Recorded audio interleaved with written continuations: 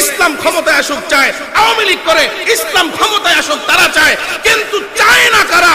শুধুমাত্র কেবলমাত্র ক্ষমতায় যাওয়ার পরে যারা লুটে পুটে খাওয়ার মতো ক্ষমতা তাদের হাতে আসে, একমাত্র কেবলমাত্র তারাই চায় না বাংলাদেশে ইসলাম ক্ষমতায় আসুক।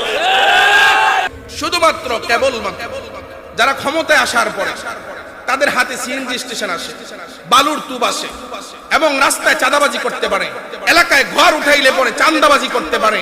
বিশ্বাস করো মুমিন মুসলমান, একমাত্র শুধুমাত্র যারা মদ আর গাঁজার ব্যবসা করতে পারে, যারা ওপেনলি পিস্তল নিয়ে হাঁটতে পারে, যারা মুরব্বীদের সাথে বেয়াদবি করতে পারে, শোষণ করতে পারে, জুলুম করতে পারে,